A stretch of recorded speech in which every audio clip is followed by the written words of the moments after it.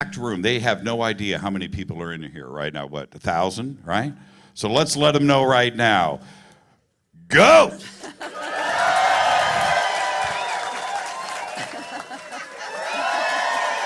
That was good. That was good. As normal, Mr. Wilcock just thinks he's too important, and it says that he's stuck in traffic. Oh, there he is. There's David.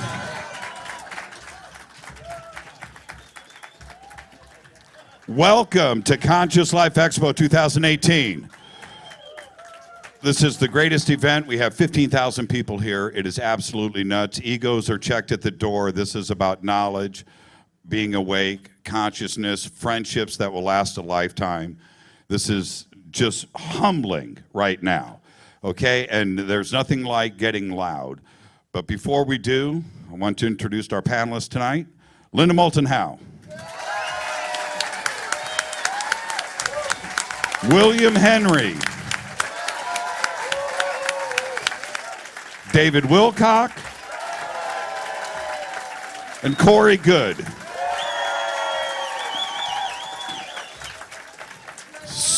Okay, Jay Widener. Now this is where I need everybody's moment. Jay Widener got out of the hospital last week. He literally called me from the parking lot of the hospital saying, they just cut out 6 inches of my intestine. Yes, and I said, well, dude, are you gonna do the panel? I'll pay for the ticket. So he's here in spirit. He's probably watching right now. Guy is here, and so there you go. Seriously, let's hear it for Jay Widener. He would be here. He's so important. Okay, before we kick things off, I just want somebody to raise their hand. Who thinks they traveled the farthest to get here? Okay, so who traveled outside of the United States? What? Okay, so let's do this quick. What country? Oh, okay, what country? Where? Austria. That's a tie. Okay. London. Okay, Netherlands, Austria. That's good. Australia wins. Come on up. That's a 20-hour plane flight by anybody's standards. There you go, my man. What's your name? Jack. Say shrimp on the Barbie. Shrimp on the Barbie. He's got it. Okay. All right.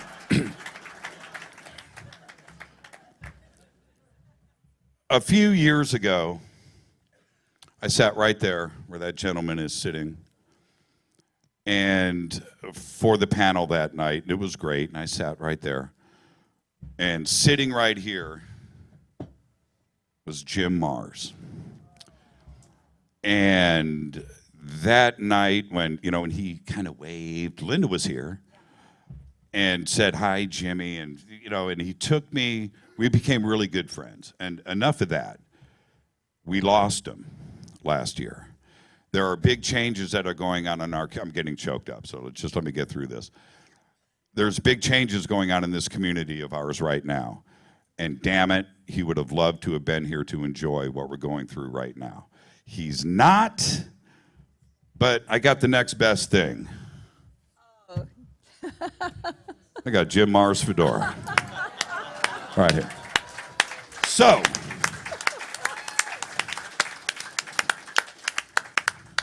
there's Jim Mars. You guys cool with that? Yes, yes. Kind of looks like him if you think about it. He would love it. Yeah, he would love it. And 2 days ago, it's very rare in life to have a chance to change the world. It's even rarer when you do change the world.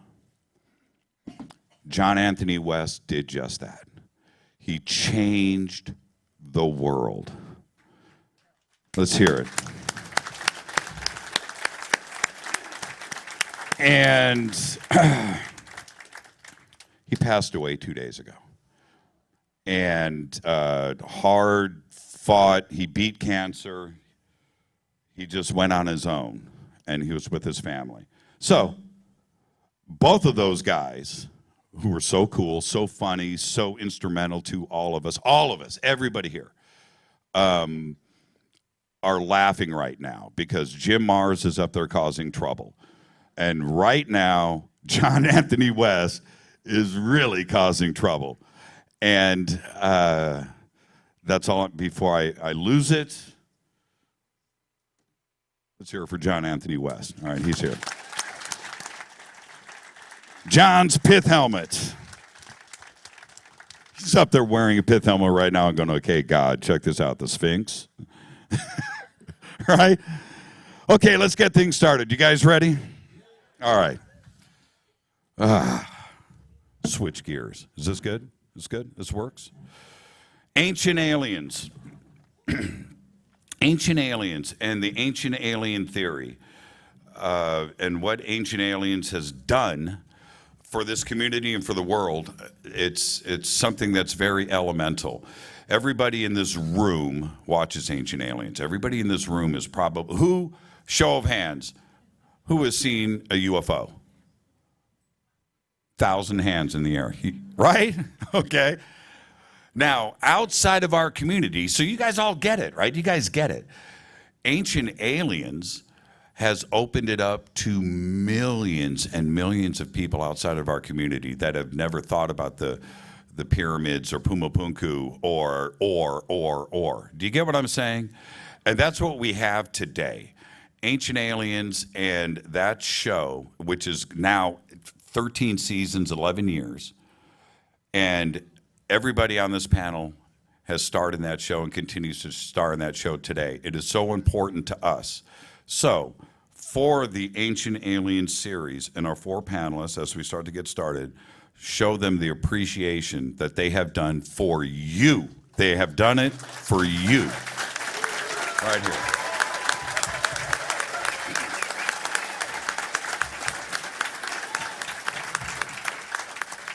So, Linda Moulton Howe, how are you? Hello, Jimmy.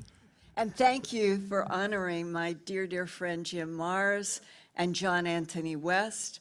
I knew those guys for going all the way back to at least around 80, probably with Jim 87 or 88, and with John maybe about that time. And I think of them both that if anybody is going to be here in spirit, those 2 guys will be. And they're leading the French resistance wherever they are. I just want one of the bottles to tip over.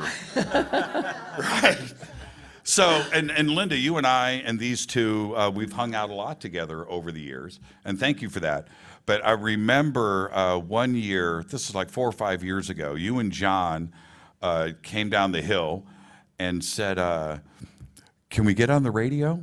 Remember that it was late at night, right? And we had ended. Yeah, somebody had said you wanted us over there, and we couldn't find it. Right.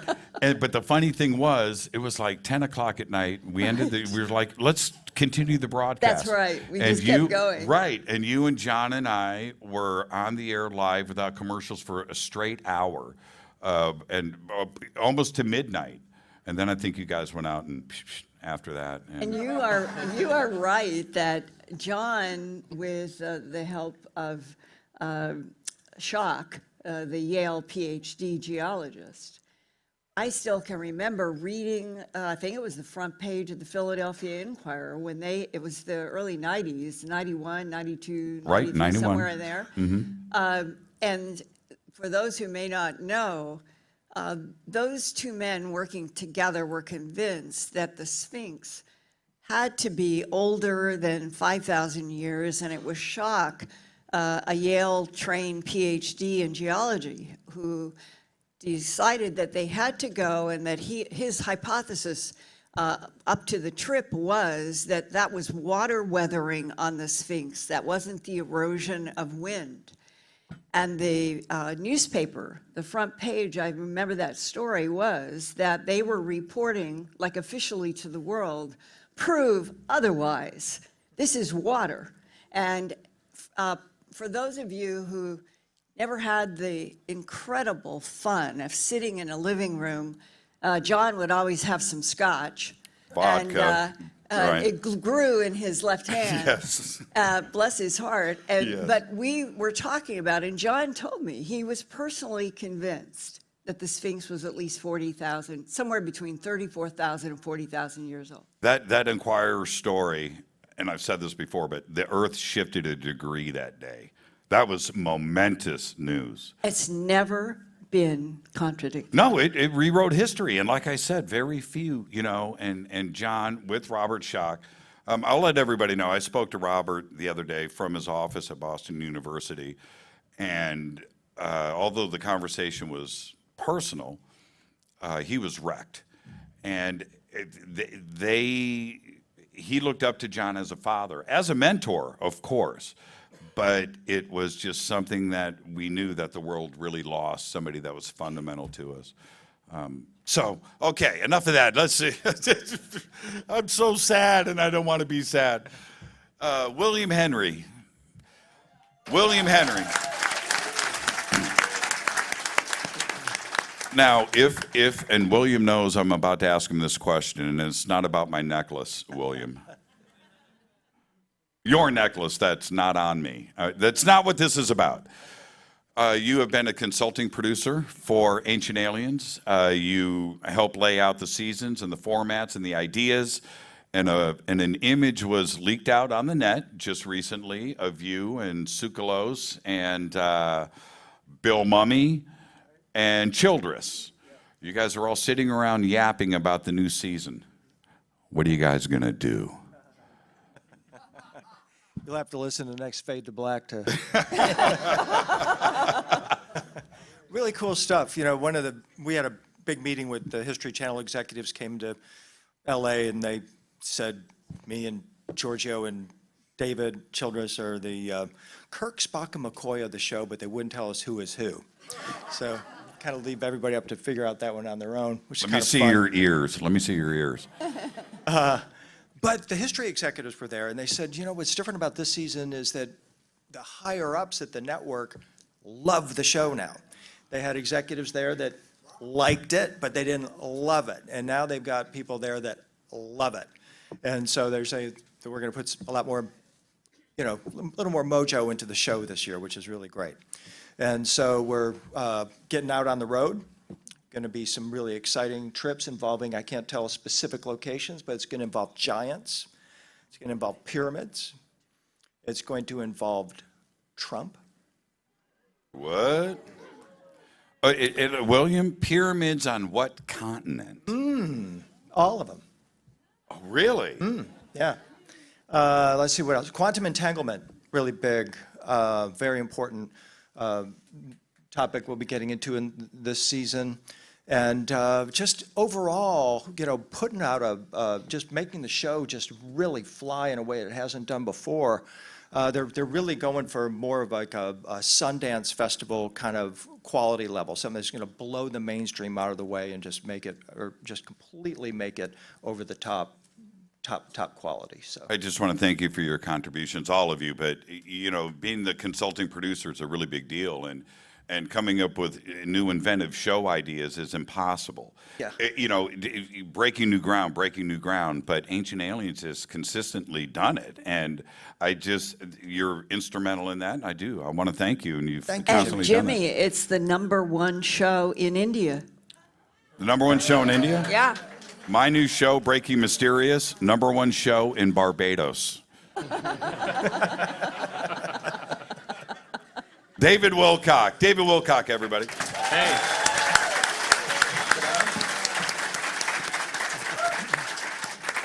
Okay, David, what is, and I know this may seem basic, but I want to hear it from you personally. Can I feel my underpants? Yeah, Is that what you're going to ask me? No, wait, that was I actually backstage. can, now That was I've thought of backstage. that. That was backstage. I caught you. I got the selfie.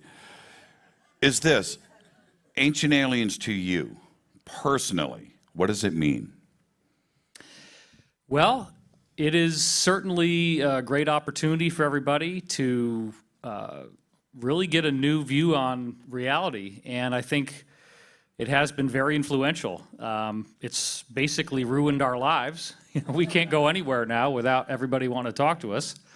So you don't have any privacy. But that's good, I guess, because it's a noble sacrifice. You go out there and people are touched and moved by what we're doing on this show. And so you're naked in public, and that's interesting in the sense that people are really waking up to this. We've been laboring in the vineyards for so many years, and it just didn't really seem to be making a difference, and now it's become mainstream. And what William was just saying about the way that the executives are seeing the show now, that's what we always wanted. It's become so evident. You can look at any culture from ancient times, and they have legends of gods, and they have gigantic blocks of stone, and they have weird written languages and customs that don't seem to have come from any type of natural organic evolution. The problem with these technologies that you see in the ancient world is that they're already done when they get here. In other words, you don't really see a progression, like in terms of, let's take the Egyptian pyramids, for example. You don't see a progression from like the technological steps that it would take to build up to doing this to the best level. And that's what we thought we had. And Linda, you know this. I mean, the conventional Egyptologists, they'll take some of these busted out, blown out pyramids that are really kind of a pile of rubble, and they'll say, well, those are the oldest. But then the Great Pyramid and the Sphinx, those are much newer.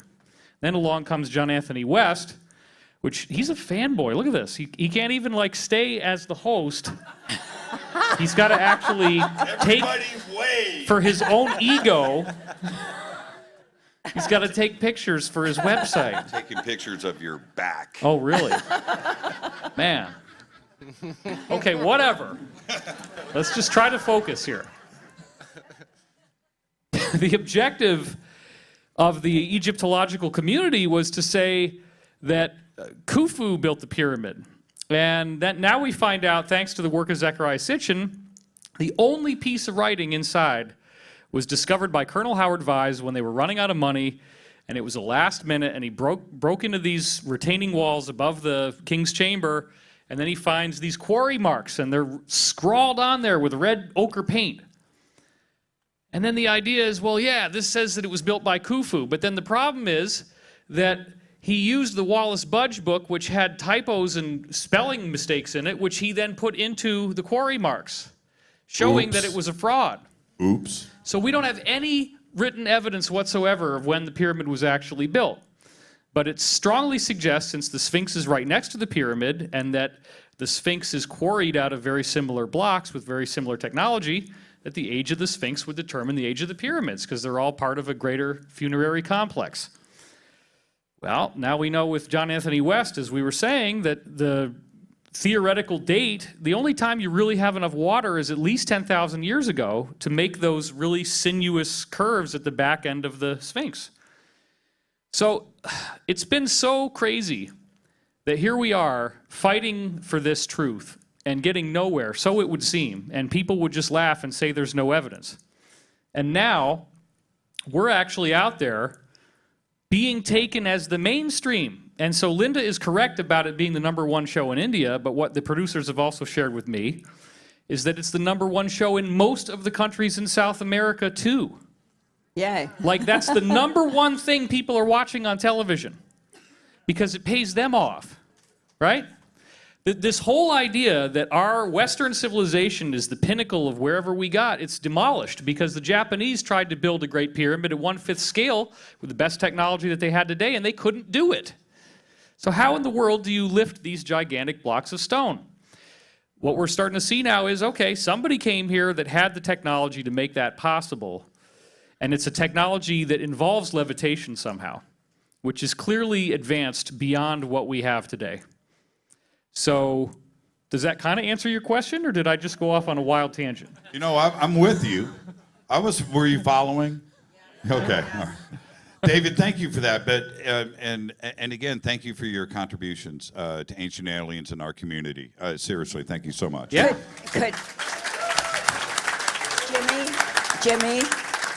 could I just add on, because of new research I'm doing, and it's following up the dark pyramid underground in Alaska that has led me off in a lot of things I haven't reported about yet. But I'm finally beginning to grasp that when Tesla was talking about being able to use non-Hertzian energy, which Right. is not magnetic at all, that the reason why he was trying to do a 25,000 mile around the Earth, that he'd be able, with non-Hertzian energy, to vibrate the soil, the rock, the crystal that the Earth is made of, at a frequency in which it is like a new science and a new physics that I'm beginning to grasp. Then you generate a field that is into the terahertz area. Sure. That we don't even have generators in any labs or universities. I'm running into that in investigating the bismuth magnesium. We don't even have the equipment now. And that the pyramids were the generator machines. And that's why some are below ground and some are above ground. And what we've been left out of the equation is all of the pyramids that are underground around this planet, as well as where they have been above ground. Sure. And the whole thing worked as a non-Hertzian machine, and that's why you could hold up anything to the air if you had the frequency. The Yeah. key is you had to have a matching frequency to interact with that global structure of the pyramids and the terahertz and the frequency. And if you had that math, you could do anything, including neutralize gravity and lift stones. I All totally the agree. way to Cusco. I'm not Yeah. kidding. This is not mythology. This is beginning to appear like a brand new physics for the first time, meaning the whole integrated. We've been looking at a pyramid. In fact, some people say that Cheops could be a degenerate pyramid, like an echo of what the really big ones might have been somewhere else. Corey Good. How you doing, man? Doing well, thank you. How you doing, Corey? So, Corey, again, I just have to ask the obvious. You're the newest member of the Ancient Aliens team. What did it feel like when you got the call? It was pretty surreal. Actually, my wife thought it was even more surreal because she used to complain when I would watch Ancient Aliens like 10 years ago. But, you know, she started liking, you know, the show, but Yeah, she didn't- likes to watch it now. Yeah, right? she didn't understand why I was watching it, so it's pretty interesting now to actually have been on one of the shows. And what do you? I have to ask. These are questions I want to know. What is it that you feel the need to contribute? What do you bring to the team? Well, I guess I bring my unique perspective, and I was dealing with a lot of egghead types when I was in the programs that discussed ancient aliens often, and it was just a part of. I mean, they just knew that they existed because they had access to all of the images of the ruins and descriptions of the ruins that they had found on not only the moon but Mars and a few other satellites around Jupiter. And I know the audience is like, keep it going, Jimmy. This is good. How much freedom does the team there at Ancient Aliens, the producers, give you with your information? Are you steered in a direction? Are you told what to say? Or are you a true contributor and you have that freedom? Right? Am I right? Right. We want to know this. No, I was basically given a topic, and I sat across from the producer, who sat right next to the camera, and they asked me questions, basically like we do on Cosmic Disclosure. You're comfortable. Yeah. Okay, because you know, when people watch the show, everybody, especially with someone like you, is going, okay, he's being told what to say, right? They're telling him what to say. But no, you're saying now that you are a contributor, and you spoke as Corey Good. I did.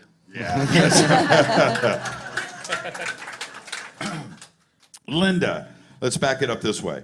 And I just had, well, I've had all four of you on the show in the last month. I was just and coast to coast. So I've asked all of you this next question.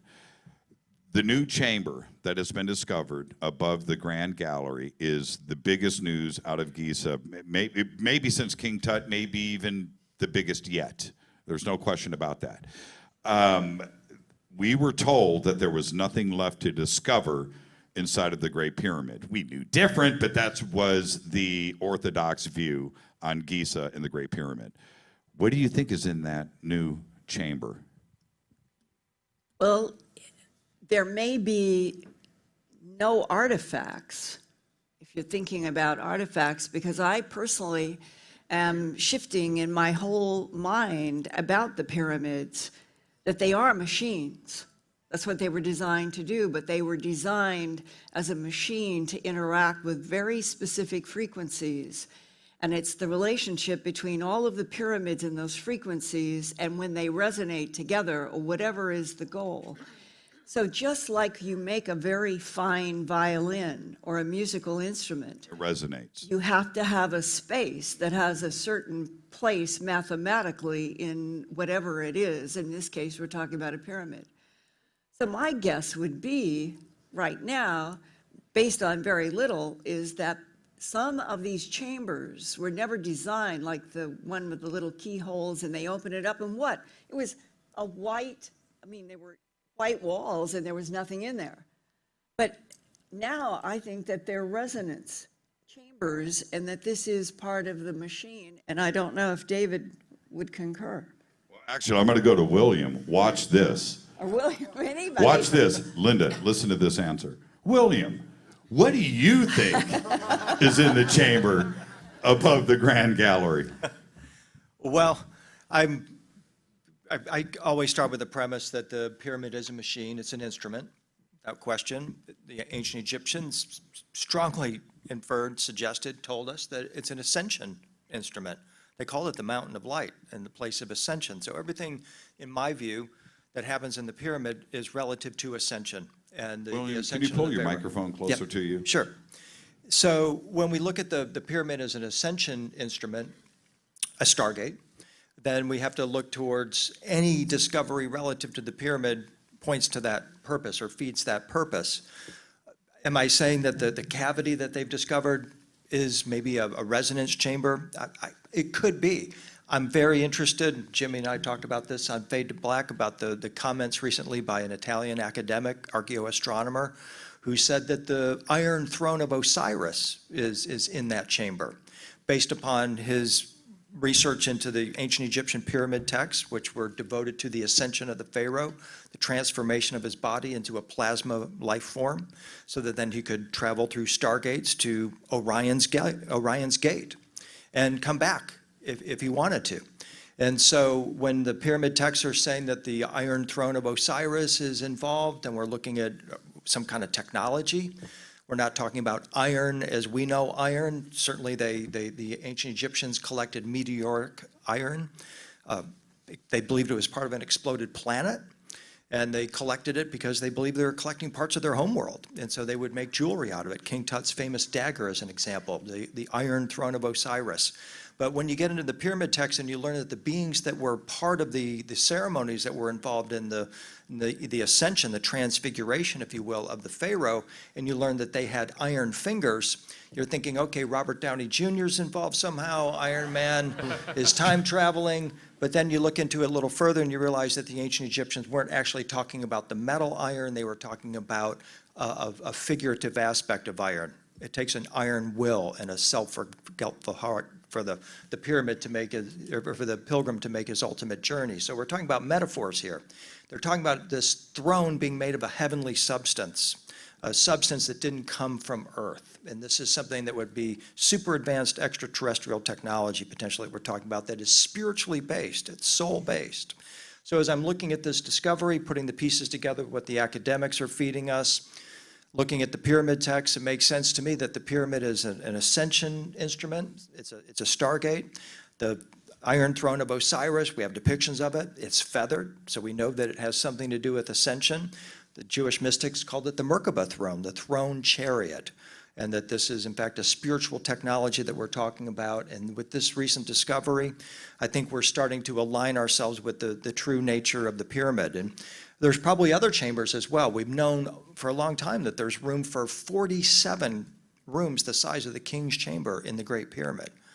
And so this chamber is certainly putting us on the right track to looking what's there. It could well be just an empty cavity, but I don't think so. I think we're in a time of disclosure here, and every discovery is relative to our ascension as a civilization, especially this one. Absolutely.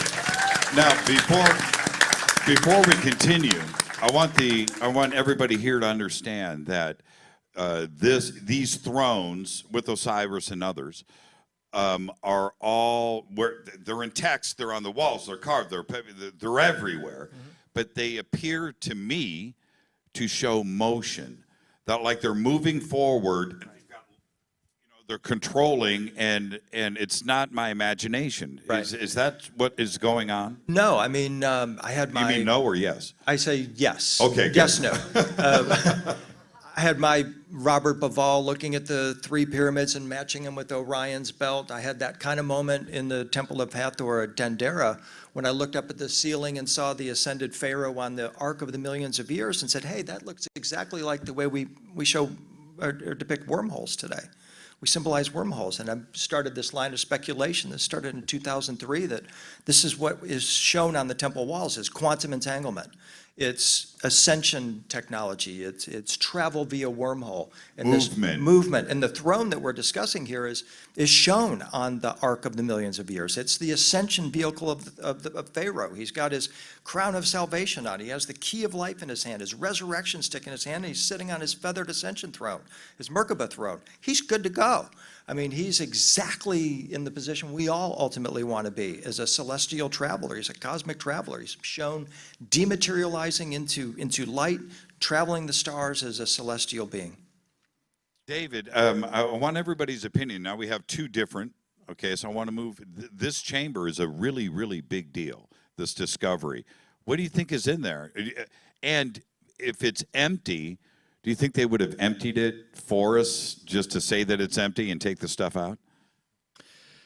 Well, I'll just share my perspective, and maybe I'll answer the second half of your question if it kind of rambles around to that somehow.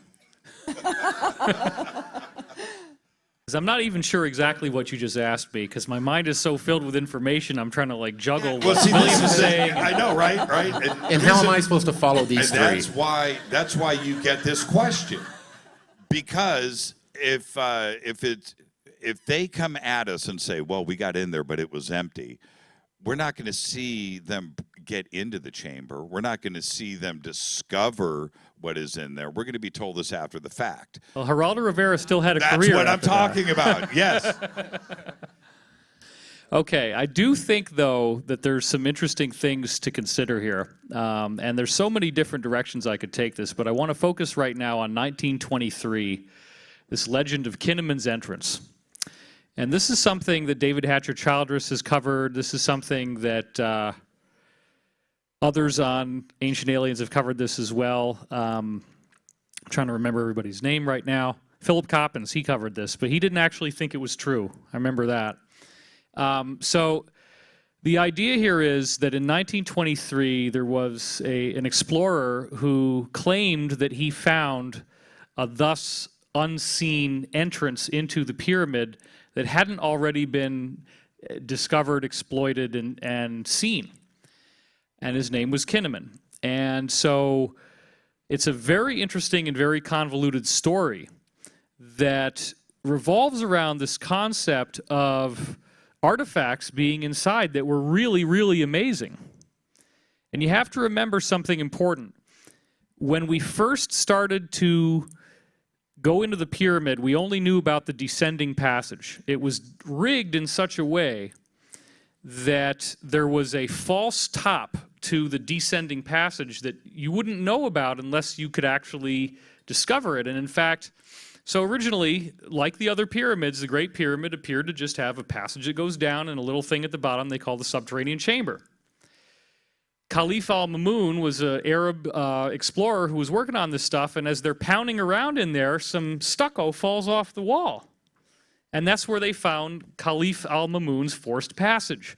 Because what he did is he sees this part of the ceiling fall off, and then there's a big square piece of granite stuck in there. Now, normally it's limestone.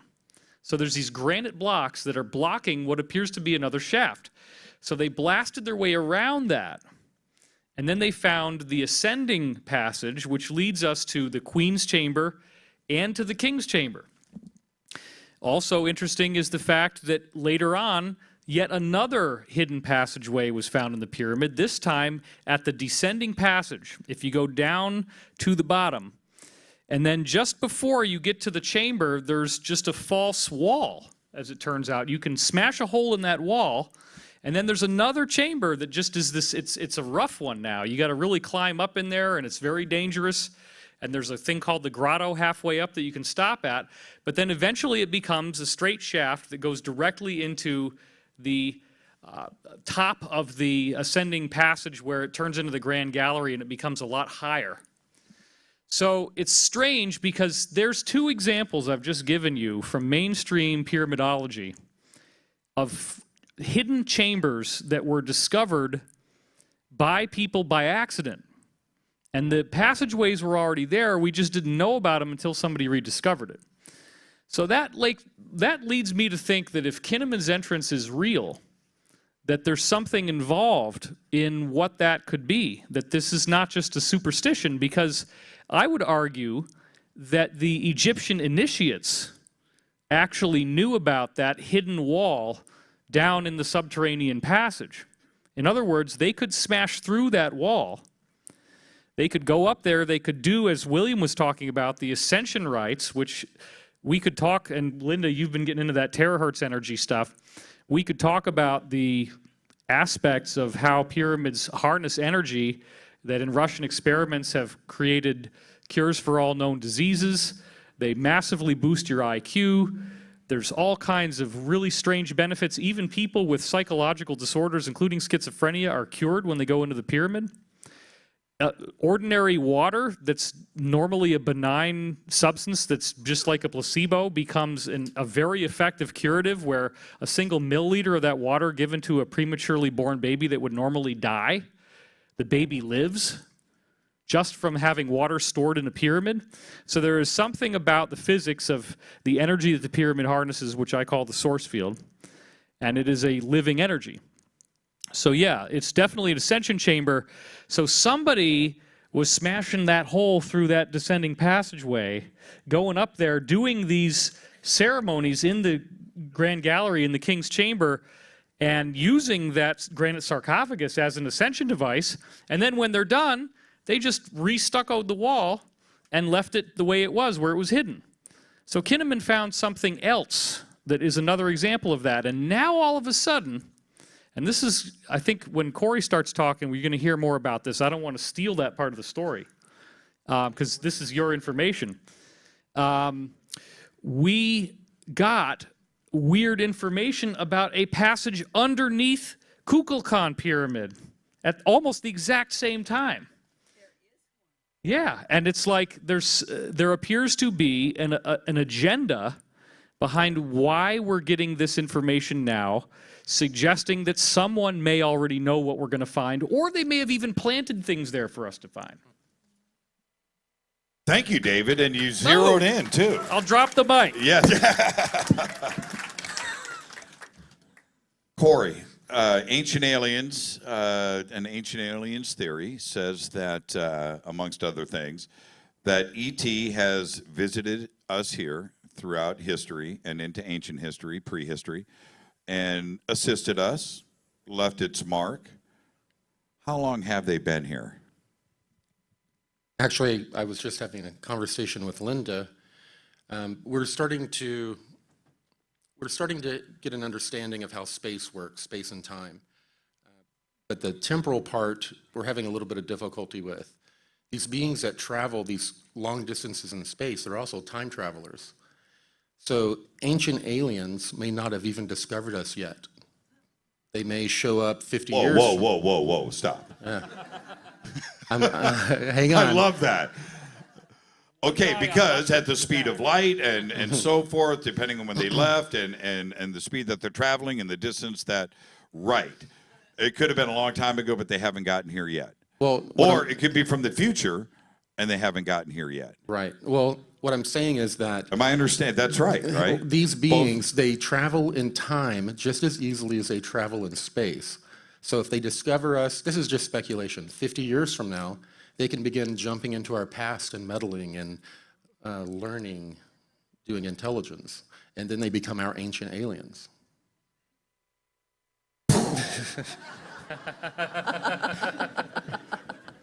How am I supposed to respond to that, man? I don't know, you have me following these three. So,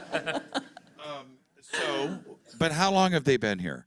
And when I talk about prehistory, you know, we look at pre-dynastic Egypt or the ages of the gods and going back 10, 20,000 years, or, you know, the Wall of Edfu, which talks about enormous amounts of time. Were we in contact, and through your information, were they here 50,000 years ago, 30,000 years ago, during that prehistory to assist the maybe another technical advanced civilization, right, that we don't have noted in history? Well, yes. I mean, we have found evidence on various bodies out in our solar system that indicate that at least 1 billion, if not 2 years ago, there was a thriving, advanced civilization that just disappeared, and disappeared to a point that no one really knows anything about them, including ETs that we have interacted with, that we've asked them about, you know, these ruins, and they don't have an answer. And they were pyramid builders. Right, they were. Now, let's talk, since we're on the subject of pyramids, we'll go with Corey and we'll come back in this direction. Your information about what's going on in Mexico and underneath those pyramids and those tunnels, it's absolutely extraordinary. But it also fits it's in Giza and possibly in China and other countries. Peru has got pyramids. Same designers, same ideas, same resonance, same chambers, underground tunnels. Is it the same designer, the same builder? It's definitely the same technology. The differences in, I guess, design and architecture could be because some of them were built not after this latest cataclysm, but a cataclysm before, when information was lost and our groups were separated, and they had to build these technologies, you know, on different continents with, you know, different information, you know, having to revive different information. I mean, I'm speculating. Okay, all right. One last question before we come back this way, and I know you'll be speaking about that this weekend. I just want to talk about it now. Just recently, David and I covered for you on the air, and David and I read through your recent 26-page report. Who here has read that report? No, you know what? The live stream can't see your hands. How many people have read the report? Give me an applause. Really?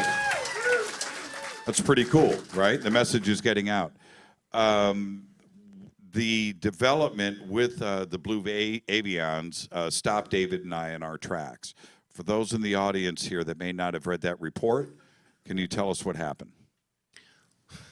All 26 pages? Or No. About the recent developments with the Blue Avions and the seat at the council. Right, yeah, the Blue Avians had been stating all along that there was gonna be a certain point to where the blue spheres that were in our solar system, being resonance devices, much like you were describing, that these have finally faded out, are no longer needed, that it helped us acclimate to the energies, or it kept the energies at bay for a certain amount of time. We are now experiencing the full energy. I mean, there's nothing buffering it for us. Which is, you know, not a bad thing. The blue avians are no longer in our reality, I guess you would say. They faded out to give, I guess, the stage to the two new beings that are a part of the Sphere Being Alliance that came forward. It's an incredible development. It blew everybody's minds. I remember David and I that night, we kept pausing, going, whoa, whoa. But it was an extraordinary report. Thank you for that. William, speaking of the blue avians, you recently published on your blog blue avians throughout, or not blue avians, I'm sorry, blue-hued avian-ish elements to Egyptian history. And it's been documented all over the place. And you presented, and other text and religious images as well, dozens and dozens of these. And I have to say that a lot of people have said about Corey, the blue avians, it's a created thing. Nobody's ever talked about it. And you presented this document, and I read it, and I couldn't believe it. This goes back thousands of years, doesn't it? Yeah, actually, my 2004 book, Oracle of the Illuminati, was all about the blue avians, the blue sphere beings, and the use of blue spheres as a intergalactic kind of transportation device. And so that was my first kind of starting to document the existence of this class of beings. In Jewish mysticism, they're referred to as the seraphim. They're the highest order of angels, often portrayed as blue, clearly blue avian type beings. We find similar depictions in Egypt with, of course, Horus. So you find all these historical connections, and then we actually did an interview. Yeah, I wanted to bring that up. All four of you have shows on Gaia now. That's kind of an ironic twist that, all four of you, right? They're all great. They're all great. Corey, when you, and David, you can jump in too as well. Sorry about this, Linda. I can contribute too. Yeah, and you will. When William started, you guys caught this on camera. What did you think when you looked at William's evidence? And David, when you look at these images, what went through your minds? Because there's a certain amount of validation to it, but it's actually documented history. What blew me away was the one image that you found that was a blue painting of, was it Ra or Horus? Horus, that had been covered in silt. And it was after I had been talking about the blue avians that they cleaned it and exposed the blue paint. Right. Yeah, what he's referring to are these images at the Temple of Hathor at Dendera that until 2010, as recently as that, you would look at these images and they were covered with black tar from candles and just from aging. So you did not really know that the beings that were portrayed on the walls and the ceiling of this temple were actually blue. And it was Horus in this, I call it Dendera blue. It's a beautiful color blue. And so it was a really, really powerful testimony that this is kind of an evolving thing, because for the past probably 1,000 years, when you went to that temple, you would not have seen this blue in that temple. It was only until it was recently cleaned that we actually saw that. Linda? Well, I'm thinking about a puzzle that we ran into in RAF Bentwaters in all of the research with John. I've been on, I think it's probably 5 different hypnosis sessions with John, separate from the one that was done in 1988. And the reason I'm bringing it up, because sitting here now with you guys listening for the first time, I wondered about this. Every single time that he's ever been able to see anything, and he's totally blocked. He remembers being in the forest next to Peniston in that first night. And I think that John would say that he remembers white light. He has no memory after that. Peniston and all of that. And then the third night, when the Sergeant Bustinza said the light pressed Bustinza to the ground, and he saw John engulfed in light. So we've always tried to penetrate, and still John can't go there, except This was about 2010, and we were working with the third hypnosis therapist in Phoenix. And he was deep under, and she was asking him to move forward, and he said, the blue lights, they won't let me, the blue lights. And I'm only repeating for you that it went into a kind of a state of both alarm and fascination. The blue lights, they won't let me. Well, it came up more than once. And for the first time sitting here tonight, I have wondered, because he says it's a very specific blue, and he has always seen them as lights that block him from going further in these repeated hypnosis sessions. I wonder if the blue lights are in any way connected with what you're describing, or are they the result, the residue of a specific frequency in a technology? Could be both. Yeah, absolutely. We've had some very interesting things happen where people are writing in about their blue sphere experiences, and they go online trying to figure out what are these blue spheres, and that's Corey's getting emails all the time of people that find the work because they're getting these strange visitations. So I would say that it probably is an energetic phenomenon, and it probably also is a consciousness at the same time, and those two could be one and the same. Did you want to say something on that? No, you said it perfectly. Well, check this out. This is what's amazing to me about orbs. I want applause. Who in here has encountered a live orb and seen one with your own eyeballs? Applause. That's it? Not more? I recently, and I want Corey's opinion on this, and anybody can chime in. I was recently up at ECETI. Who's been to ECETI? Oh, okay, all right, 100. And I'm sitting there with some people that, about 100. I'm not going to make the story long. About a quarter mile away, out of the trees, appears this gray orb. I've never seen one. And it's a quarter mile away. It's at night, 10 o'clock, 11 o'clock, and it comes up, and it's flat, and it's about 50 feet around, 40 feet around, two-dimensional, like what you see in pictures. I'm like, wow, that's kind of weird. I'm thinking something's in my eye, and I'm looking, and at that moment, as I'm wondering, that's just kind of cool, this lady in back of me says, is anybody checking out that gray orb out there? And I was like, this is real? What? So what did I see, Corey? Is that an avion thing? Is that our ET brothers winking at us at that moment? It was obviously there. I wasn't the only one that saw it.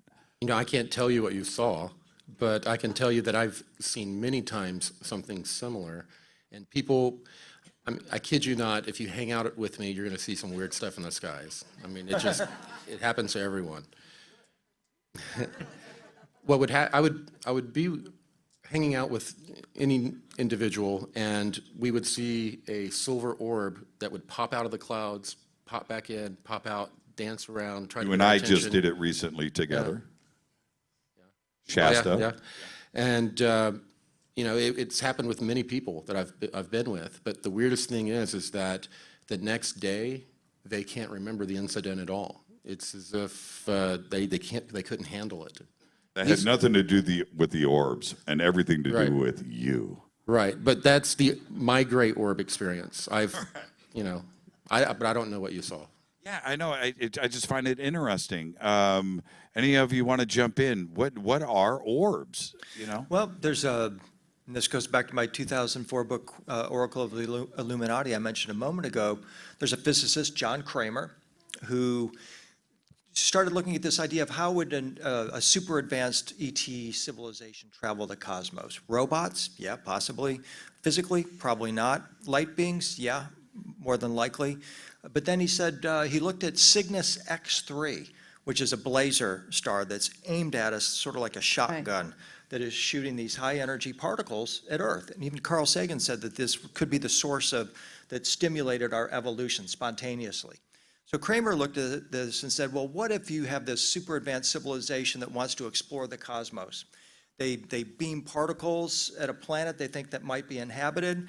Those particles search around for consciousness. This is what we're talking about, could be an explanation for the orbs.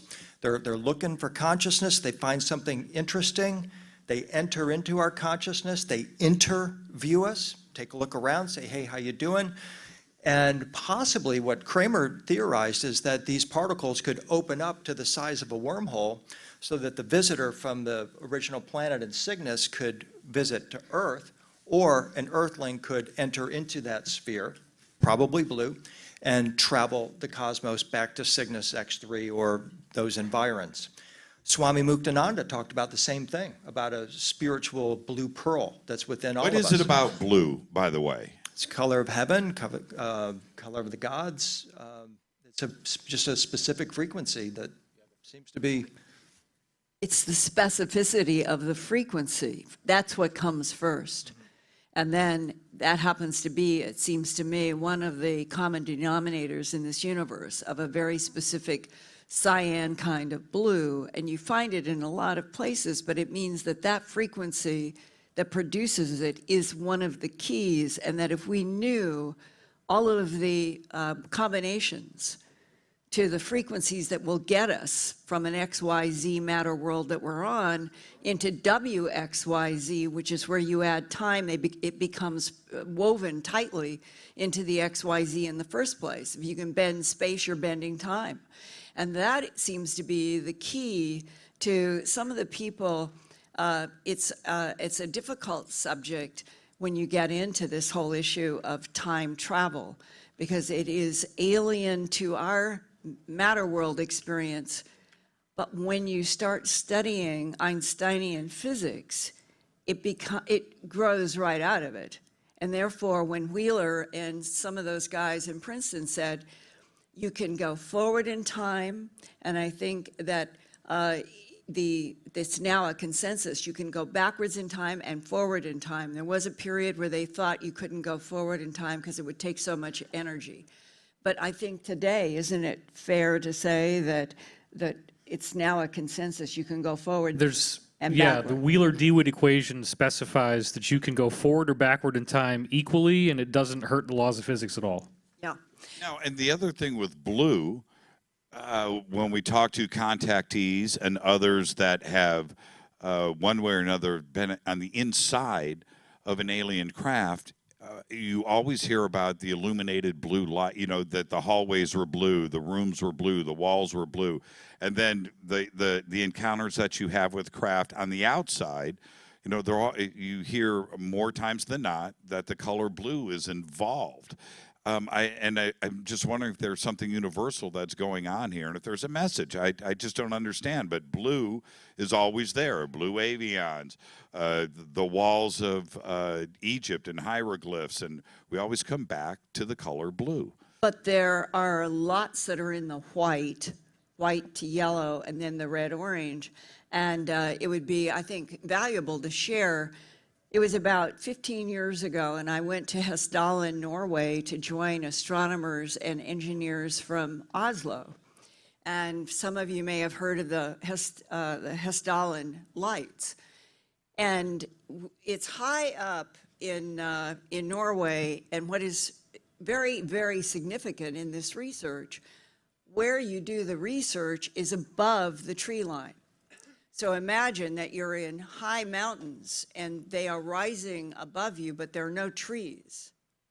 There are trees, but they're down below.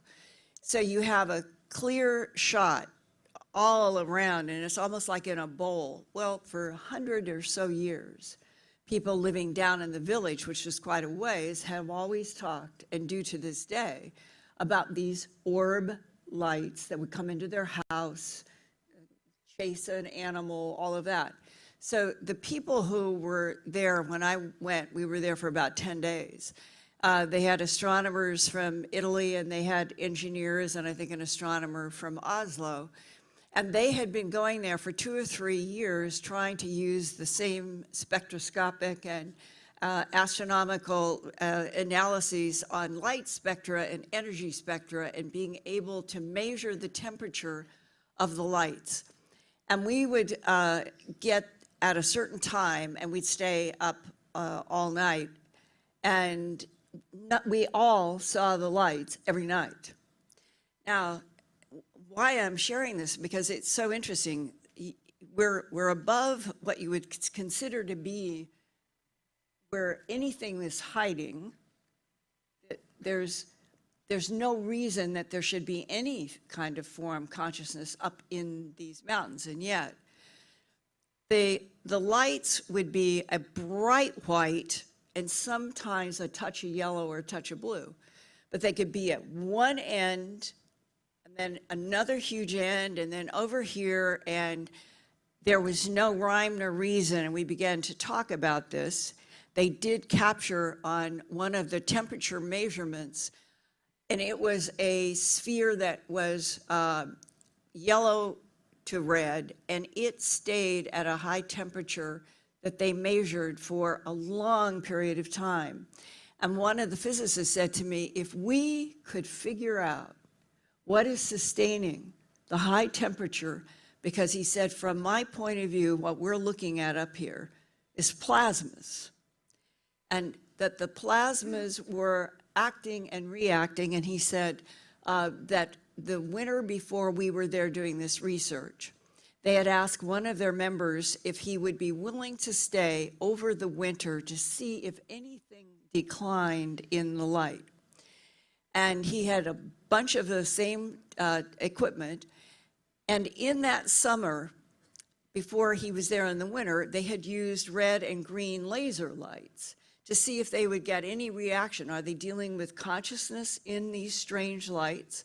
And so they would do different rhythms. So now this guy is sitting on snow up in this area above the tree line. And he said, all of a sudden, a red dot of light appeared right between, or in the snow, like right between his legs. Keep going. And then came another one, and then another one, and he looked up, he looked all around. There's nothing, it's a clear crystal sky.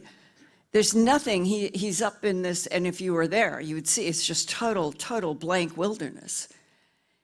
And then he looks back down on the snow, and the light does it now even more in a rhythm, and he says, my God, that's what we were doing in the summer to those lights. He didn't see a light, but he said it was almost as if it were playing with him. It was almost like, this is what you did to us this summer, and now this is what we're doing to you in the snow.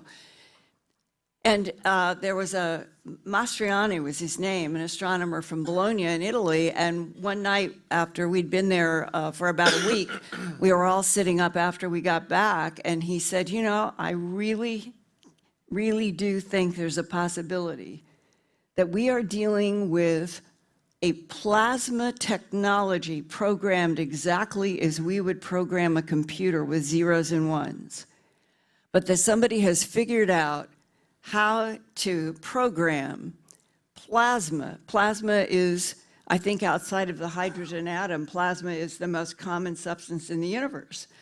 And that the idea that if you were an advanced intelligence and you wanted to put things to upload and download from any place in the universe, if you could then deposit plasmas that were programmed, it might fit Hessdalen, the crop circle. I've seen lights move over crop circles that were Are you round. suggesting, which is interesting to think about, that the movement of these plasma objects were intentional? Yes, absolutely intentional. And to a person who would... Not random, right? Yeah, no, to a person who would arrive there, you would think that they were random blasts of light in this treeless top mountain.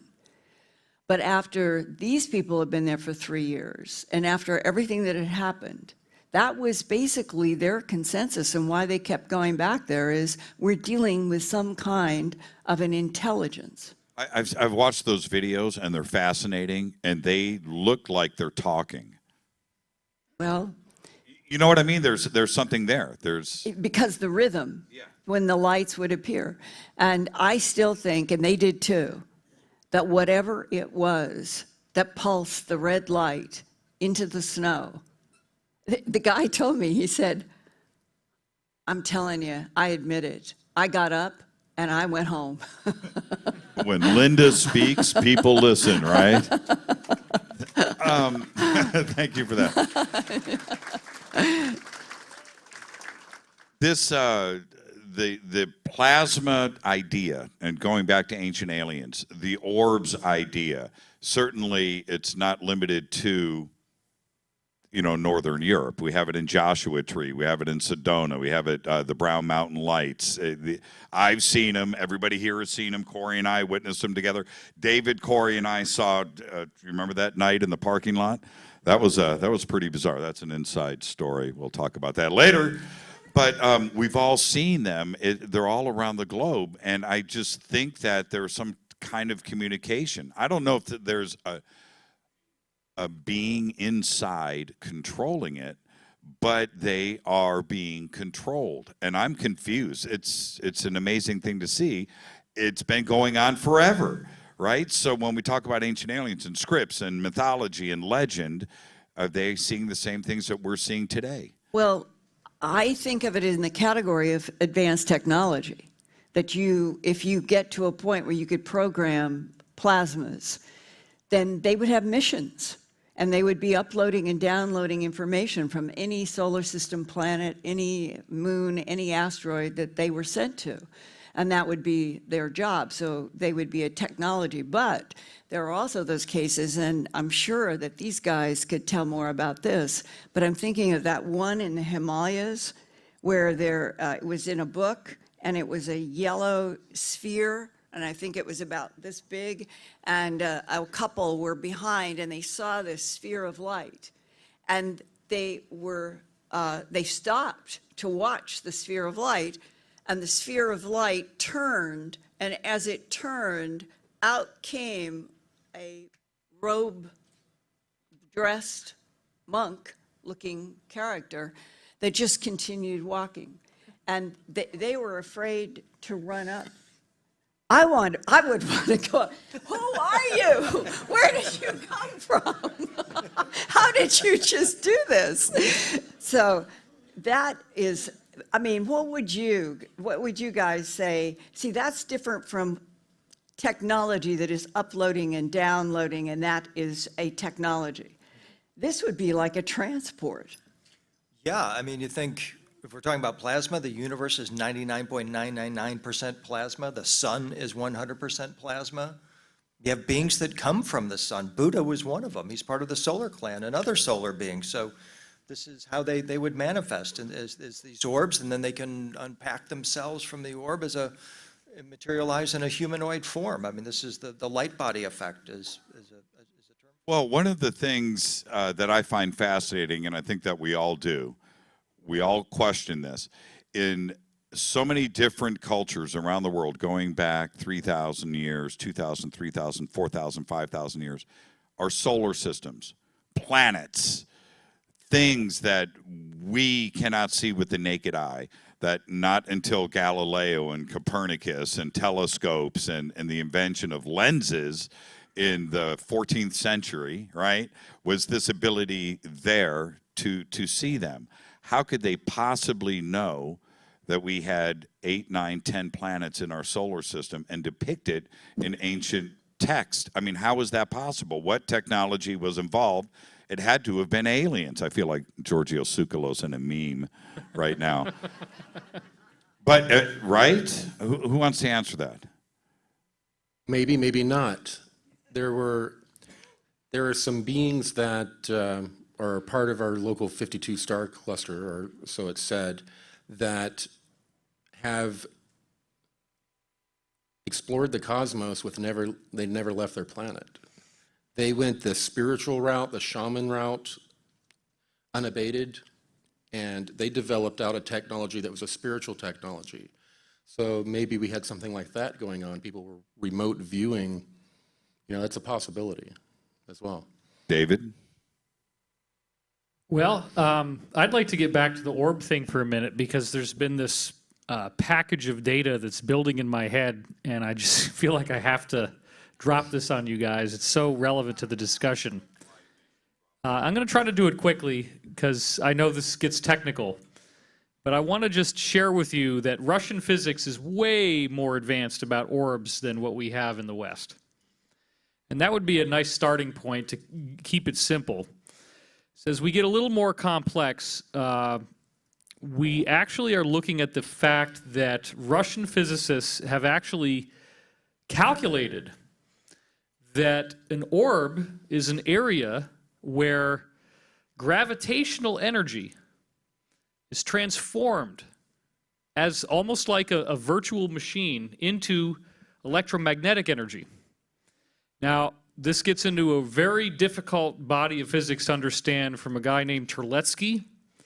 And what he did is he looked at electromagnetic waves, and if you know this, then you know that there's an electrostatic wave that goes up and down, and then there's a magnetic wave that goes left and right.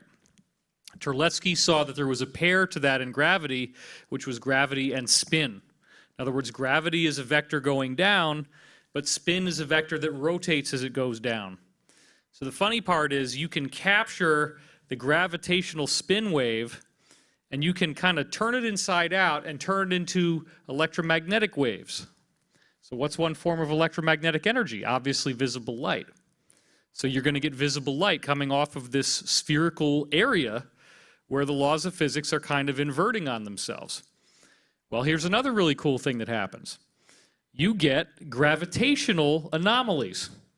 So you get anti-gravity. You get unusual effects in gravity. Then, because the Russian physicists, and this goes all the way back to Dr. Nikolai Kozyrev and so on, have also concluded that gravity is what powers time, then you get into this area in which the orbs actually modify the rate of time and can even be time portals, which is very interesting. And we have had people generate these portals in labs and have little watches, and the watch inside the portal is at a different speed than the watch outside the portal. It gets even more interesting because then you have the American Society for Psychical Research, which in the early 20th century was looking into the poltergeist phenomenon. And a very little known fact is that poltergeists are much more likely to appear around geomagnetic fault lines where there is the potential of earthquakes. So in Hesdale in Norway, when we're talking about that kind of thing, these are areas that are geologically active. And the geotectonic stresses, apparently, that very high energy of heat and pressure causes more of these orbs to form. And as they emerge, these people in the American Society for Psychical Research were determining that poltergeist cases appear. So why would I say poltergeist? What does that have anything to do with orbs? Believe it or not, one of the key findings of the Russian researchers, and this includes Dr. Alexei Dmitriev, who's the guy that put the interplanetary climate change on the map, one of those key discoveries was that you actually have these orbs as the poltergeist phenomenon itself. In other words, the orb goes through your house and it grabs, I'll use my phone, not William's, he's going to get mad at me. It grabs your phone, it throws it. Or it grabs books off the shelf and throws it. Oh, well, that's got to be a consciousness. Maybe, maybe not. Maybe it's an orb that has a gravitational pull that grabs books off the shelf and hurls them through the air. But then what's weird is that sometimes these orbs, in the case of the really nasty poltergeists, you hear these weird, sinister, cackling laughs coming out of it and stuff like that. So it does appear that when you're in the spirit world, you can grab onto these orbs if they form naturally, and then you can utilize them. You can utilize their gravitational pull to make things move the way you want them to.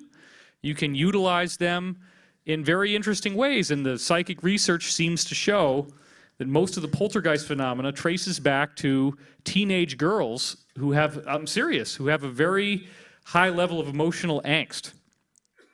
And so it appears that on some level their subconscious mind is able to jump into those orbs and make things move around and make these things happen, which is their way of communicating something that they're too emotionally muddled to be able to say consciously. It's like they're acting out psychically. So this is just the beginning of this whole science of orbs, but it really is fascinating because it is a natural phenomenon, as I was saying to you before, but it's also something that consciousness can jump into and use. Well, you know, following up on that, what I'm beginning to sense of a lot of stuff I'm reading about terahertz frequencies, if we said this is dimension 0, and that the truth of the structure of the cosmos were that there are nests of dimensions, maybe like the Russian dolls, and that the dimension that is embracing this particular universe that has been called the astral, it may be completely 100% non-Hertzian. If the dimension that encompasses this one is non-Hertzian, then what is in there, it could be blocked in some way, but there has been some, I actually talked about this with a scientist who said, yeah, there seems to be a growing sense that in the dimension that is right next to this universe are very negative forces, and that there is some tension between dimensions on a pure physics level. And suddenly you think all of the biblical or religious literature of the entire planet could be related to the cosmic physics structure, that the very next dimension, just like the yin and the yang, is filled with negative, and that everything that has been in a mythology or religion has been a way to protect this particular universe from what's in that dimension. But it doesn't answer why, with the physics of that dimension that encompasses this universe, be the non-Hertzian side, which is totally non-magnetic. It would be, as Tesla was dealing with, it would be all electrical, and would it then be able to penetrate this dimension, but maybe we can't penetrate with technology that. And that somehow out of all of this, from Tesla to the idea of other dimensions, we are in a very strange matter universe in relationship to what else is out there.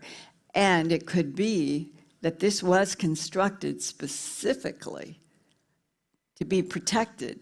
I really thought you were going to stick your finger in William's eye for a second there. I was waiting for it. No. But these, you guys, this is an area that is beginning to emerge in a lot of discussions with people who are in physics that are really, really trying to deal with this on a frequency level, terahertz level.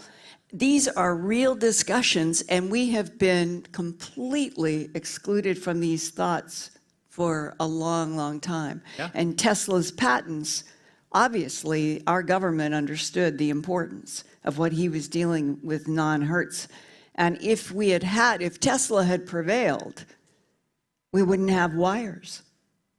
Well, you know, I actually want to jump in on that thought if I can. And it's this: when we talk about science, proving things today that are helping our community, and we're getting to scientific answers and foundation, we got to talk about quantum theory and quantum mechanics and quantum computing out of Silicon Valley, which is now showing that parallel worlds exist, that multi-worlds is a real thing. And for a quantum computer to work, it's dealing with parallel worlds that are infinite, which would suggest that some of this ET interaction is possibly parallel worlds, and maybe jumping into us and then going back out. And certainly throughout history with ET reporting, where they appeared, they disappeared, God spoke from the sky and went away, spoke to me. You know, it could have been a parallel thing that has been going on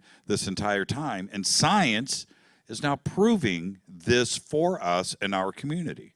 And Tesla said everything was frequency and energy. And that, I think, is the truth.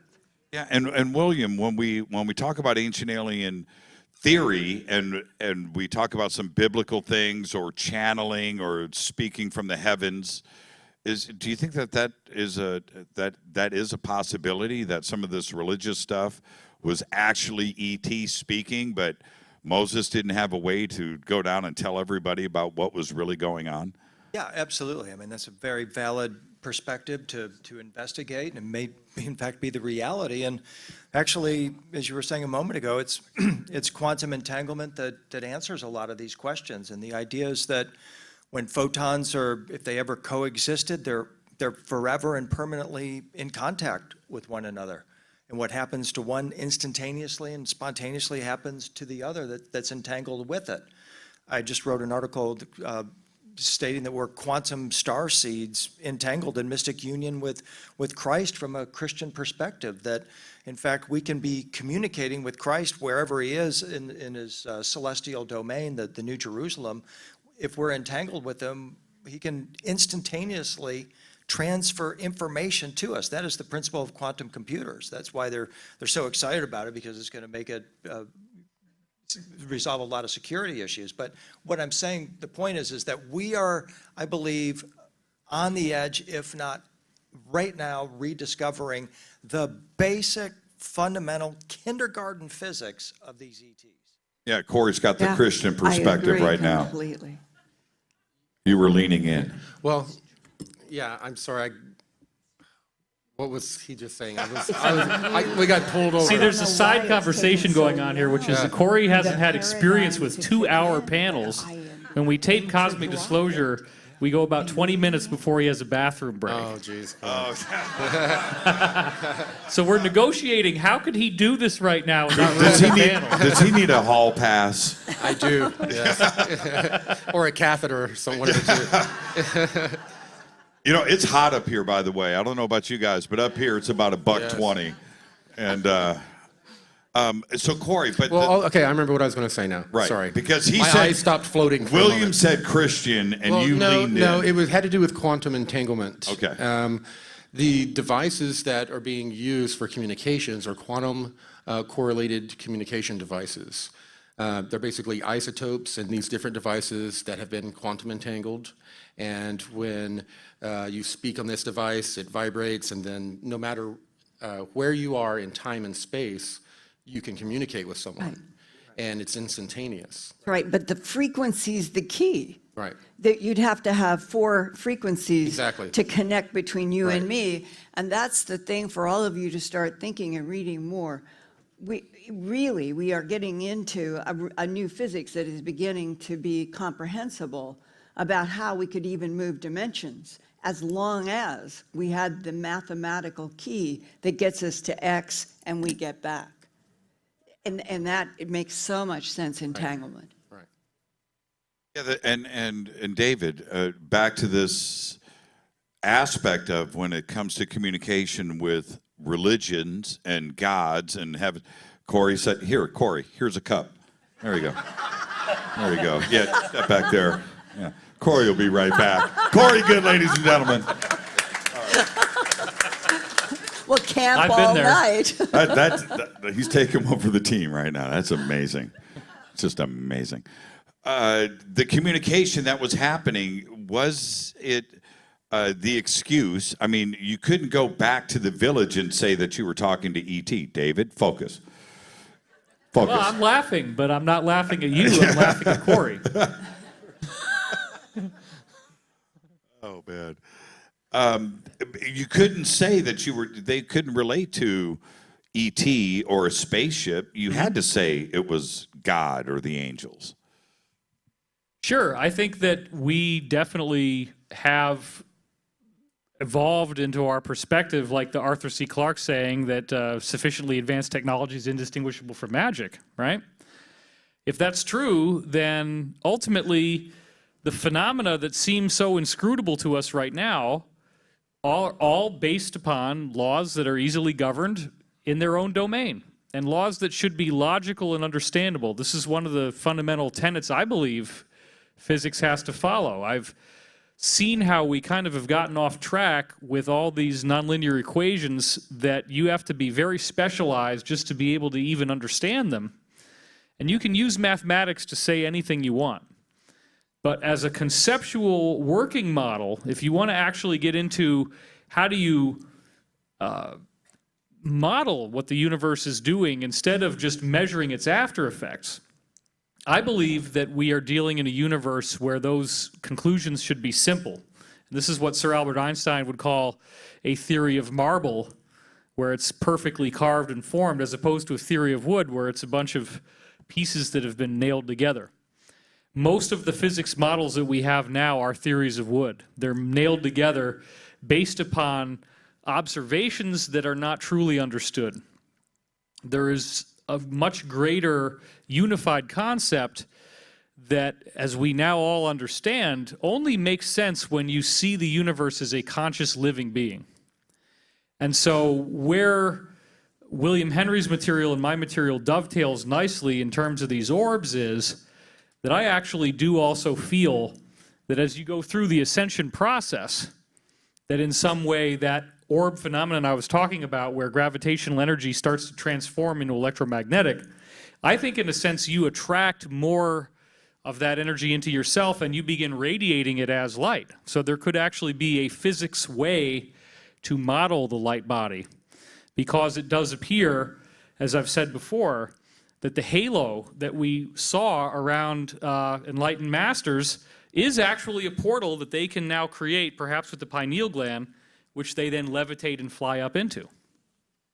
And Linda, can you expand on this idea about religion and ancient aliens? I think that they coexist, and that there's no other way to relate to what they were seeing in the skies. You can't say that that's a flying saucer to a civilization that has no concept with it. Back in December of 1999, I was in Philadelphia, and I remember I got a phone call from a man that for about 10 years I had known him as working for the World Bank. But he had approached me the decade before to talk with me about animal mutilations and human abductions and crop circles and all of that. And he kept in touch with me over that decade. I was living in Philadelphia, and he would come to New York and say, "Can you come and meet X and X?" So I got the impression that he probably was working for an alphabet soup and he was embedded in the World Bank.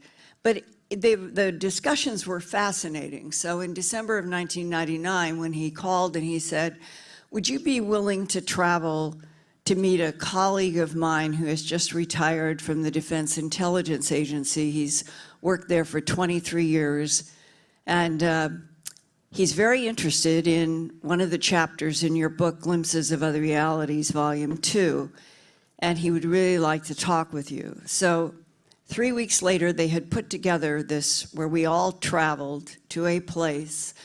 The man that I was meeting had choice on where we would meet, and it was really quite clever. It was in the Baltimore Wharf on a Sunday, and there was a place where the three of us could sit, but the white noise from all of the craft coming in and out in the Baltimore harbor, he said to me, "I don't think that our satellites are good enough to hear this discussion." I remember as we sat down. We were there for 7 hours, and it was our bladders that broke up the meeting. And somewhere at the beginning, he said, "Our government has proof, Linda, that for at least 270 million years," and I'd never heard that number used by anybody before. "For at least 270 million years, there have been 3 competing geopolitical territorial civilizations from this universe that have been harvesting from and fighting on this planet and in this solar system." And I said, "What is your proof of 270 million years?" And he said, It's too dangerous. Really, it is, Linda. It would be too dangerous if I told you the proof. Yeah, but did he tell you? Well, what I'm heading for is that the discussion from there went to what would essentially be what we think of as the Anunnaki in Mesopotamia. And that in these 7 hours, if you boiled it down, that all of the Mesopotamian history has related to that competition of those three geopolitical, territorial, conflicting civilizations. And also goes back 400,000 years, Well, right? I'm giving 270 That's what million. I mean, as- so it yeah, covers the time. Yeah. And that he said there is a group that is reptilian, and they want to annihilate another group that is tall and blonde. And the tall blondes want to annihilate the reptilians, and they have been trying to annihilate each other for this whole period of time. But they don't deal with bullets. They fight by being able to manipulate minds, and they put themselves in any body camouflage that they want, including their enemies' bodies. And he painted a picture that was so mind-numbing at the time, but he said, well, our situation in the Middle East today relates directly to the competition. And the third part are the ebens, the gray pear-shaped ones.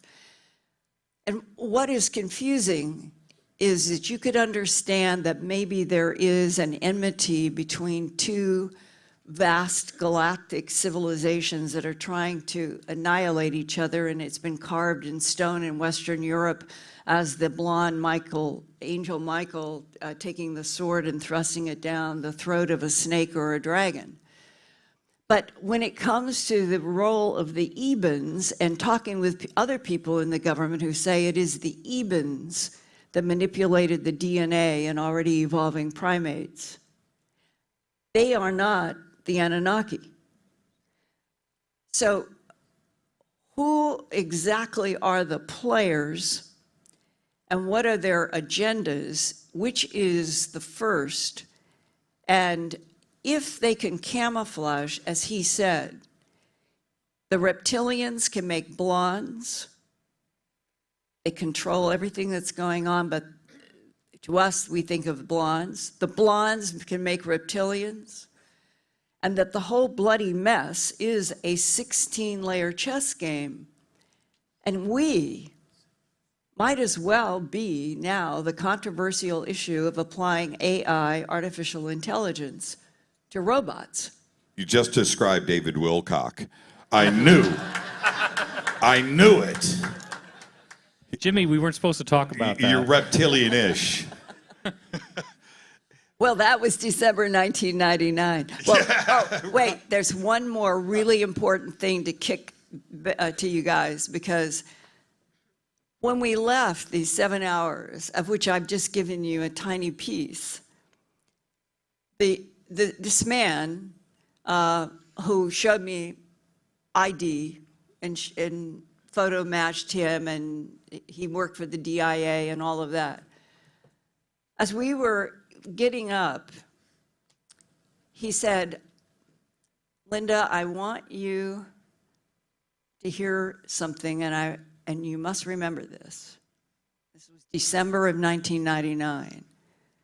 And I can hear his voice, and I can hear his words right now. An event is going to happen in the next 5 years. That would have been 1999 to 2004.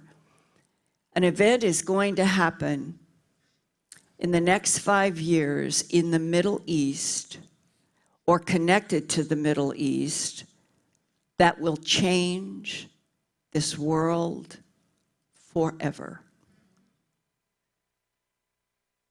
And when I was driving back to Philadelphia, thinking about those words, and my mind was racing about what could it be, because he said, I won't say anything more. It was 2 years later, September 11th, 2001, and I was getting ready to go to a meeting downtown in Philadelphia. And I always have CNN on to listen to the news in the morning. And I remember I was putting on something and I had this arm. I got this arm up like this, and what came on was, and a plane has just crashed into the World Trade Center. And I remember it was like I was hit with a 220 volt. And I walked over to the TV, and my arm is still in the, what he was talking about. That's crazy. It just hit me. That's crazy. This is what he was talking about. And I sat down in the bed and I was watching, and you know, it changed the world forever. But the question is, why would anybody who worked for the Defense Intelligence Agency for 23 years and would retired and talk to me about his work to monitor and analyze the competition of 3 competing geopolitical, territorial, conflicting extraterrestrial civilizations on his Earth, on this Earth? That was his job. Why would he have any information about something that was going to happen within 5 years of 1999 that would change the world forever? And it did.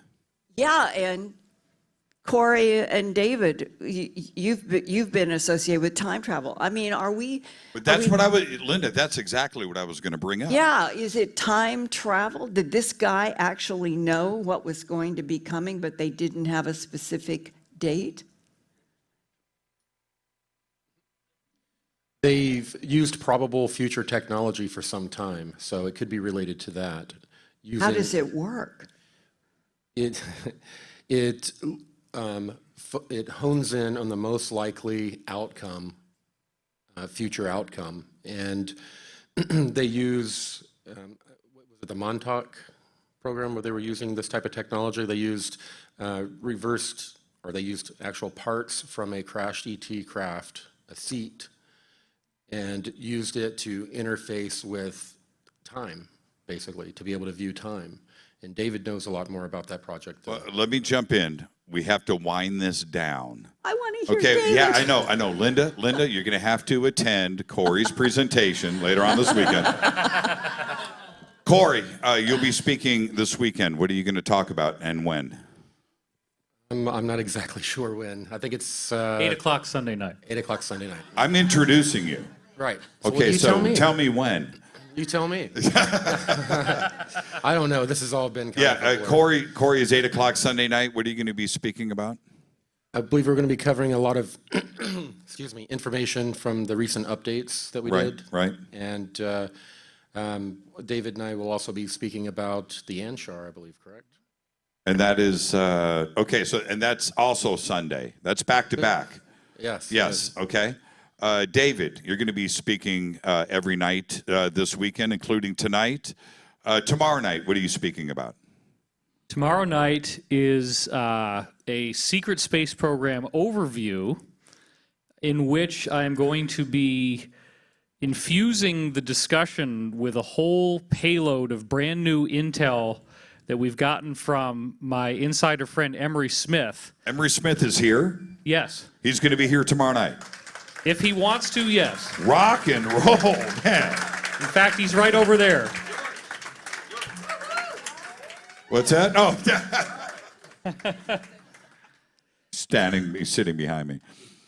So I don't want to hog the microphone here, but I do think it's important to say that what Emery brought to the table with me 10 years ago paved the way for me to understand that someone like Corey was telling the truth, paves the way for getting a deeper insight into what Linda was just talking about.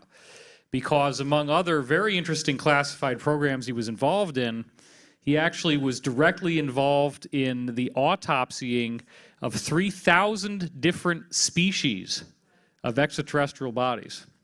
Tomorrow night. That's tomorrow night. Tomorrow night, 8 p.m.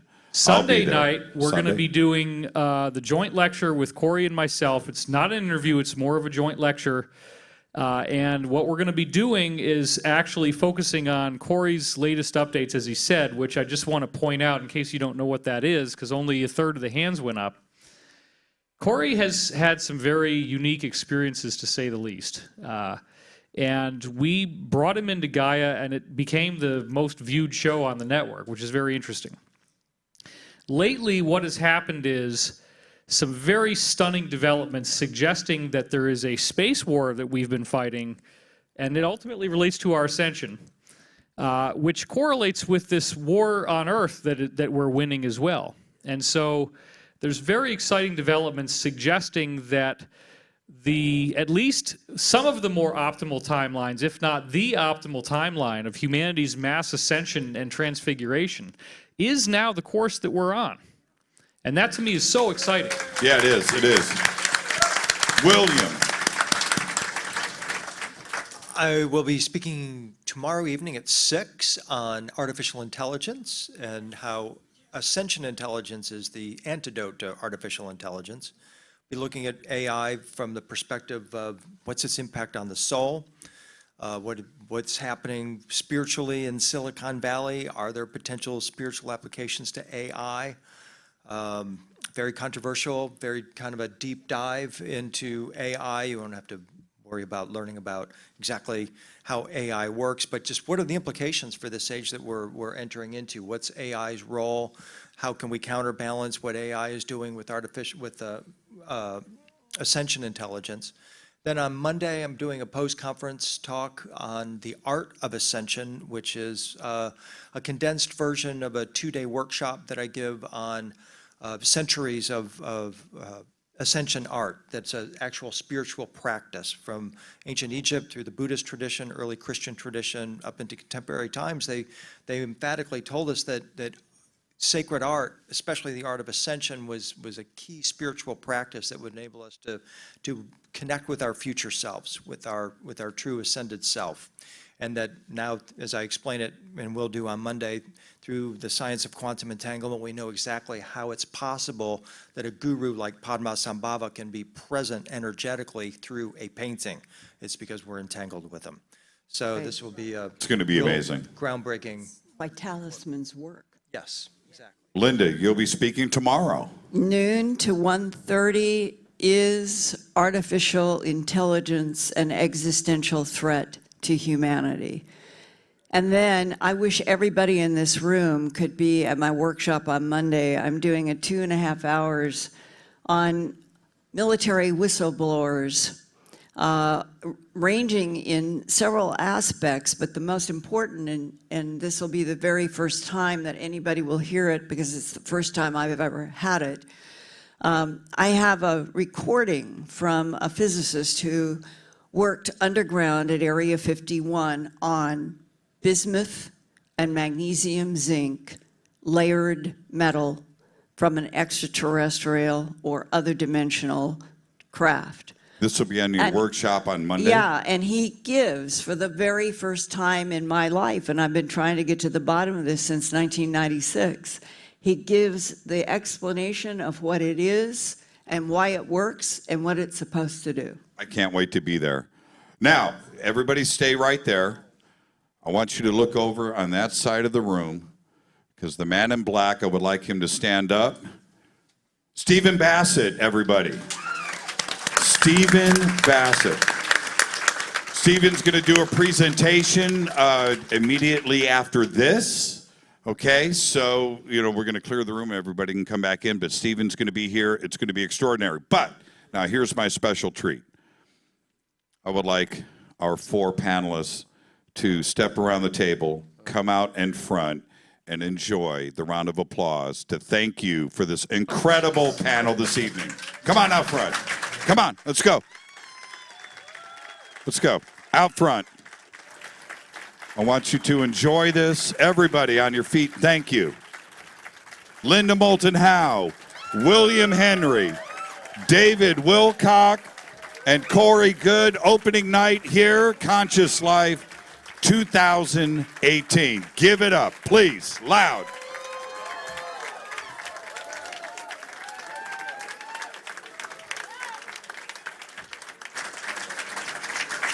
Absolutely extraordinary. We've got Nazca Mummies this weekend. We have Gaia.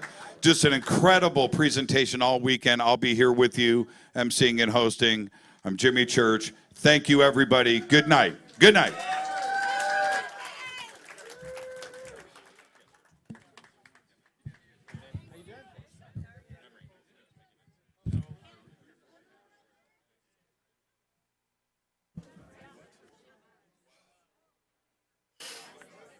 Oh my God. I'm dying up here. I know, and we did it.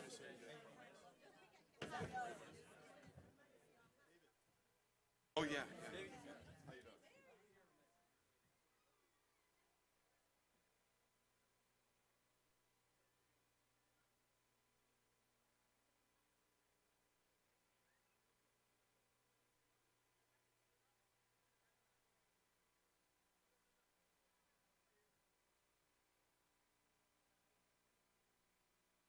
Yeah, come on.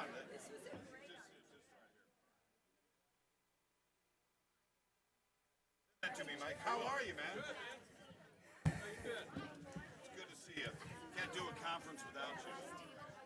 Hi, dear. It's good to see you. Thanks. Hour and a half, at least. Okay. Oh, fantastic. That's a new But I thing. promise to finish before the bar closes. Great. Oh, good for you. Are we Yeah. going to have anything else going on in Washington anytime soon? Not anytime soon, Okay. unless the Congress does. Okay. Oh, well, that would be great. Well, that disclosure was awesome. You know, I was there, and it was amazing. I was. There's a lot happening. This could be the answer. Oh, good. All right. Yeah, where's Roger over there? Are we leaving? Yeah, we're leaving. Yeah, we're leaving. So, sorry, man. Yeah. What's that? Right. Are you gonna play it off your laptop? Well, you should do that. No worries, no worries. Oh, you walked here. Well, we have come by our booth. Second floor. By speaker check-in. Sid! How you doing, man? In the house. They let you in?